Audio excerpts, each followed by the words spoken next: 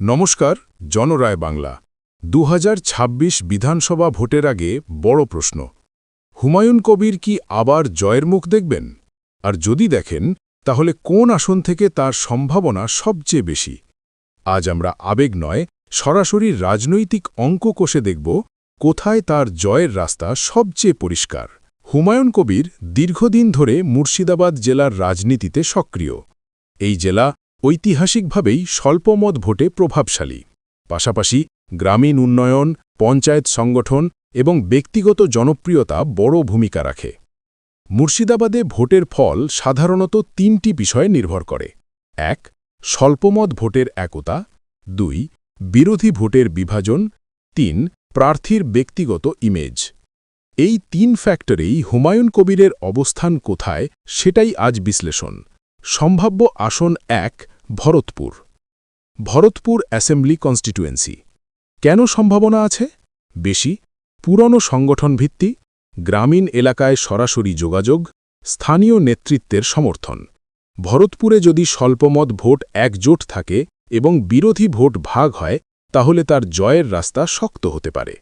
তবে যদি একদিকে শক্ত জোট গড়ে ওঠে, তাহলে লড়াই কঠিন হবে। রায়: ভরতপুর বর্তমানে তার জন্য তুলনামূলকভাবে সবচেয়ে স্বাভাবিক ও নিরাপদ লড়াইয়ের আসন বলে মনে করা হচ্ছে। সম্ভাব্য আসন ২. রেজিনগর। Rejinagar assembly constituency. কেন এই আসন গুরুত্বপূর্ণ? উচ্চ স্বল্পমত ভোট শতাংশ, দলীয় সংগঠন সক্রিয়, স্থানীয় ইস্যু বড় ফ্যাক্টর। এখানে যদি ভোট মেরুকরণ কম হয় এবং উন্নয়নমূলক ইস্যু সামনে আসে, তাহলে তার জয়ের সম্ভাবনা তৈরি হতে পারে। কিন্তু রাজ্য স্তরের বড় হাওয়া এলে সমীকরণ পাল্টে যেতে পারে। রায়: রেজিনগর সম্ভাবনাময়, কিন্তু পুরোপুরি নিরাপদ নয়। সম্ভাব্য আসন ৩. বেলডাঙ্গা। Beldanga assembly constituency. কেন এখানে চমক হতে পারে? ত্রিমুখী লড়াইয়ের সম্ভাবনা, ভোট বিভাজন বড় ফ্যাক্টর, ব্যক্তিগত ইমেজ কাজ করতে পারে। যদি বিরোধী শিবিরে বিভাজন হয়, তাহলে তিনি সুবিধা পেতে পারেন। তবে সরাসরি এক বনাম এক লড়াই হলে ফল অনিশ্চিত। রায়: ঝুঁকিপূর্ণ, কিন্তু সুযোগ আছে। বড় ৪টি নির্ধারক ফ্যাক্টর: ১. স্বল্পমত ভোট কতটা একজোট থাকবে, ২. বিরোধী ভোট একদিকে যাবে কিনা, ৩. দলীয় প্রতীক বনাম ব্যক্তিগত ইমেজ, ৪. রাজ্য জুড়ে বড় হাওয়া কোন দিকে যাবে।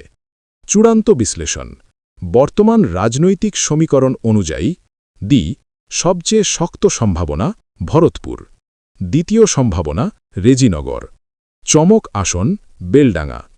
তবে মনে রাখতে হবে, ২০২৬ ভোটের আগে অনেক সমীকরণ বদলাতে পারে।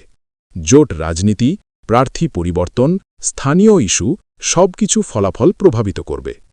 আপনার মতে হুমায়ুন কবির কোন আসন থেকে জিততে পারেন? ভরতপুর, রেজিনগর, নাকি অন্য কোনো আসন? কমেন্টে আপনার মতামত জানান। ভিডিও ভালো লাগলে লাইক করুন, শেয়ার করুন এবং জনরায় বাংলা সাবস্ক্রাইব করতে ভুলবেন না।